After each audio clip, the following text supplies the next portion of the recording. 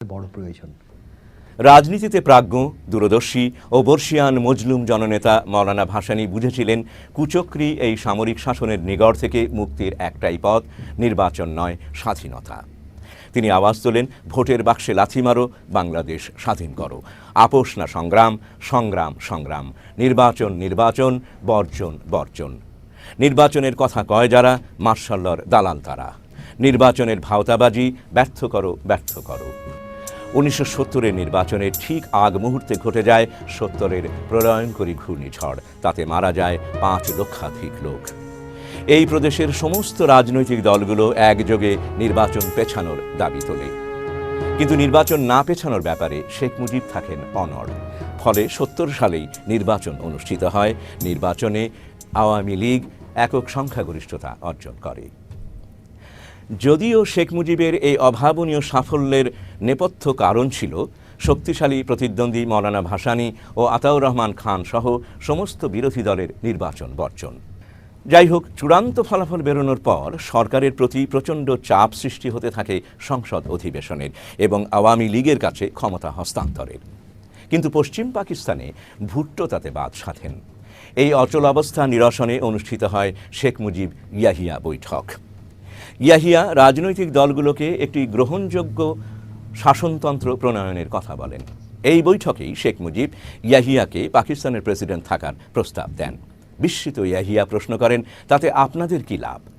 মুজিবের উত্তর, আপনি একজন অভিজ্ঞ সামরিক কর্মকর্তা, রাষ্ট্র পরিচালনায় আপনার রয়েছে 2 বছরের অভিজ্ঞতা, আপনি সামরিক দিকটি দেখবেন, আমি প্রধানমন্ত্রী হিসেবে জনসাধারণের দিকটি দেখব। আপনি রাজি থাকলে আমার দল আপনাকে সমর্থন দেবে। ইয়াহিয়াকে এই প্রস্তাবে রাজি করাতে শেখ মুজিবের বেশি বেগ পেতে হয়নি। আর সে কারণেই বিমানবন্দরে ইয়াহিয়া শেখ মুজিবকে পাকিস্তানের ভাবী প্রধানমন্ত্রী বলে আখ্যা দেন।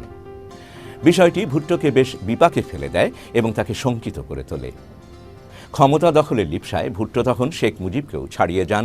ভুট্টো দ্রুত মাঠে নেমে পড়েন। ভুট্টো যোগাযোগ করেন সামরিক জান্তাদের সাথে। জেনারেল হামিদ, জেনারেল পীরজাদা ইত্যাদি সামরিক কর্তারা তখন ভুট্টোর সাথে একমত হন। স্বস্তির নিঃশ্বাস ফেলেন ভুট্টো, কারণ পাকিস্তানের শাসনতান্ত্রিক কর্তৃত্ব তখন ইয়াহিয়ার হাতে নয়, বরং ছিল এদেরই হাতে। ইয়াহিয়া ছিলেন শুধু এদের ক্রীড়নক মাত্র।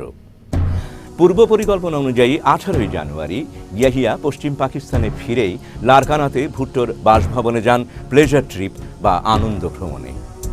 উদ্দেশ্য ছিল লারকানা থেকে বুনো হাঁস শিকার। কিন্তু বিষয়টি গুরুত্বপূর্ণ হয়ে ওঠে যখন জেনারেল হামিদ, জেনারেল পীরজাদা ও মেজর জেনারেল ওমর সহ অন্যান্য সামরিক অফিসাররাও সেখানে যোগ দেন। আসলে সেটিই ছিল পাকিস্তানের পূর্বাংশের বিধিলিপি নির্ধারণের জন্য নির্দিষ্ট দিন। সেদিনই পূর্ব পাকিস্তানে আক্রমণের নীল নকশা রচিত হয়।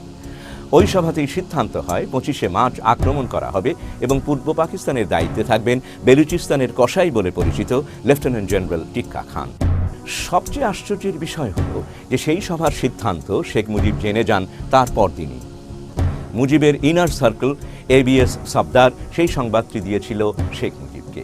সামরিক জান্তার আক্রমণের খবর পেয়ে সফদারকে ডেকে শেখ মুজিব বলেন, বড়ই উদ্বেগের কথা, ক্ষমতা হস্তান্তর নিয়ে চক্রান্ত চলছে, তুমি সাহেবজাদা ইয়াকুব খানের সাথে দেখা করে আমাকে আসল খবরটা জানাও। ইনার সার্কেল সেই দিনই ইয়াকুবের সাথে যোগাযোগ করলে তিনি বলেন, টেল শেখ সাহেব not to be worried so long as I am here. If the situation changes he would be informed duly. ইয়াকুবের কথায় আশ্বস্ত হলেও দুবারই শেখ মুজিব নিশ্চিত খবর পান আক্রমণ হবে। কিন্তু আশ্চর্যের বিষয় হলো, এত বড় একটি পরিকল্পনার বিষয় জানার পরও আওয়ামী লীগ বা শেখ মুজিবের মধ্যে ব্যতিক্রমী কোনো প্রতিক্রিয়া বা সিদ্ধান্ত লক্ষ্য করা যায় না। রাজনীতি চলতে থাকে স্বাভাবিক ধীর গতিতে।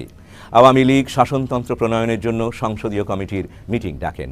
আসন্ন সরকার গঠনের লক্ষ্যে আওয়ামী লীগ মন্ত্রিপরিষদও গঠন করে। প্রাদেশিক পরিষদের প্রধান মনসুর আলী